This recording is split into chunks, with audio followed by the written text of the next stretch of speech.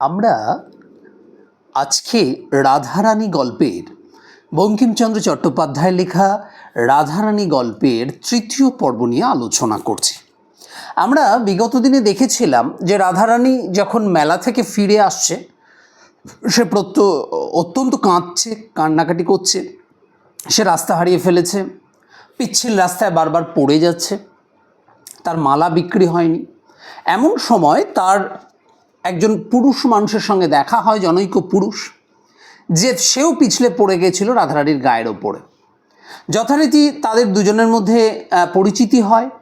সেই মানুষটি, সেই জনৈক পুরুষ মানুষ বলেন যে তিনি কোথায় গেছিলেন, তাকে জিজ্ঞাসা করা হয়। রাধারানী তার সমস্ত উত্তর দেয় এবং তার সমস্ত যে দুঃখের কাহিনী সেটা যখন সে তাকে বলে যে সে তার মায়ের ওষুধ কেনবার জন্য সে মালা বিক্রি করতে গেছিল, তখন সেই জনৈক মানুষ, সেই পুরুষ মানুষ, সে মালা কিনতে চায় রাধারানীর কাছ থেকে, তাই না? আজকে আমরা তার পরের অংশটা আলোচনা করছি। রাধারানীর আনন্দ হইল, কিন্তু মনে ভাবিল যে আমাকে যে এত যত্ন করিয়া হাত ধরিয়া এই অন্ধকারে বাড়ি লইয়া যাইতেছে, তাহার কাছে দাম লইব কি প্রকারে? রাধারানী তো একটা বড় ঘরের সন্তান।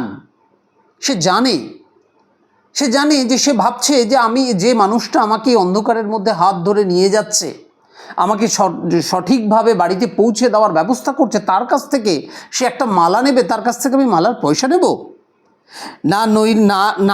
নইলে আমার মা খেতে পাবে না, তাই নেই।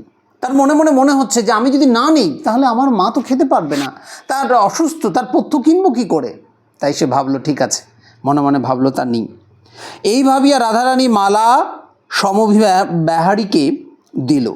সমভিবাহারী বলিল, মানে সেই জনৈক মানুষটি, তিনি বললেন, ইহার দাম 4 পয়সা, এই লও।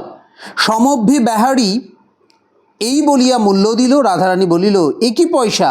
এ যে বড় বড় ঠেকছে, এই পয়সা তো অনেক পয়সা, এত পয়সা আমার মালার দাম নয়। ডবল পয়সা, দেখিতেছ না 2টা বই দিই নাই, যে 2টো দিয়েছি, তার বেশি তো দেইনি, ডবল পয়সা। রাধারানী, তা এ যে অন্ধকারে চকচক করছে, তুমি ভুলে টাকা দাও নাই তো? রাধারানী বলছে, যেহেতু সে সৎ একজন কন্যা, সে বলছে, তুমি আমাকে বেশি টাকা দাওনি তো পয়সার বদলে? না, নতুন কলের পয়সা, তাই চকচক করছে। এটা নতুন পয়সা, নতুন কলের পয়সা, তাই চকচক করছে। রাধারানী, তা আচ্ছা, ঘরে গিয়ে প্রদীপ জেলে যদি দেখি যে পয়সা নয়, তখন ফিরাইয়া দিব, তোমাকে সেখানে একটু দাঁড়াইতে হইবে। রাধারানী বলছে, আমি বাড়িতে গিয়ে প্রদীপ জ্বালিয়ে আমি দেখব কত পয়সা, কত টাকা। যদি টাকা হয় তাহলে কিন্তু তোমাকে আমি ফিরিয়ে দেব, তুমি কিন্তু দাঁড়িয়ে থাকবে। কিছু পরে তাহারা রাধারানীর মার কুটির দ্বারে আসিয়া উপস্থিত হইল।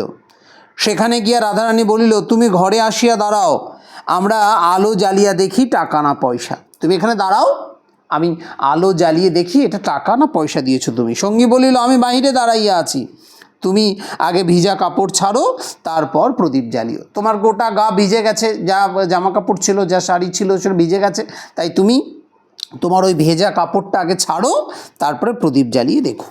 রাধারানী বলিল, আমার আর কাপড় নাই, একটাই কাপড় তার, তো বৃষ্টিতে ভিজে গেছে। সে বলছে ওটা তার কোনো ব্যাপার নয়, আমার আর কাপড় নেই, একটাই, একখানি ছিল, তাহা কাচিয়া দিয়েছি, আর একটা আছে সেটা কেচে দিয়েছি, ওটা শুকানো নাই। তা আমি ভেজা কাপড়ে সর্বদা থাকি। বলছে, আমার তো কোনো অসুবিধা নেই, আমি ভেজা কাপড়েই থাকি, আমার ব্যায়ামও হয় না। রাধারানী বলছে, আমার শরীর খারাপ হয় না, আমার ব্যায়ামও হয় না। আঁচলটা নিংড়ে পড়িব এখন, তুমি দাঁড়াও, আমি আলো জ্বালি। আঁচলের যে দিকটা সেটাকে ভালো করে চিপে নিয়ে জলটা ফেলে দিয়ে সেটা আমি পড়বো, তুমি দাঁড়াও। আচ্ছা, ঘরে তৈল ছিল না, সুতরাং চালের খড় পাড়িয়া চকমকি ঠুকিয়া আগুন জ্বালিতে হইল। আগুন জ্বালিতে কাজে একটু বিলম্ব হইল। আলো জ্বালিয়া রাধারানী দেখিল, টাকা বটে, পয়সা নহে। তাদের তো অত ভালো ব্যবস্থা নেই, তো তেলও নেই, কেরোসিন তেলও নেই, সেখানে আলো ধরাবে, প্রদীপ ধরাবে। তো তারা কি করলো, যে ওই যে খড়ের চাল আছে, সেই খড়ের চাল থেকে একটু খড় ছিঁড়ে নিয়ে সেখান থেকে খড় টেনে বের করে নিয়ে ওই চকমকি দিয়ে আগুন ধরিয়ে সে দেখলো যে এটা পয়সা নয়, সেটা টাকা। তখন রাধারানী বাহিরে আসিয়া তল্লাশ করিয়া দেখিল যে টাকা দিয়েছে সে নাই, চলিয়া গিয়েছে। যে টাকা দিয়েছে সেই পুরুষ মানুষ, সেই জনৈক পুরুষ, তিনি কিন্তু চলে গেছেন। রাধারানী তখন বিষণ্ণ বদনে সকল কথা তাহার মাকে বলিল। তার মাকে বলল, সমস্ত সকল কথা মন খারাপ করে তার মাকে বলল। মুখ পানে চাহিয়া রহিল, সকাতরে বলিল, মা এখন কি হবে? সে বলছে, মা এখন আমি কি করব? উনি তো টাকা দিয়ে চলে গেল আমাকে। মা বলল, কি হবে বাছা, সে কি আর না জেনে টাকা দিয়েছে?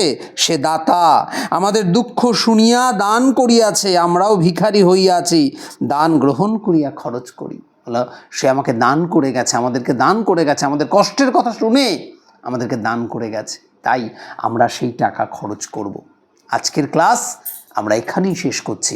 রাধারানী গল্পের তৃতীয় পর্ব এখানেই শেষ হচ্ছে।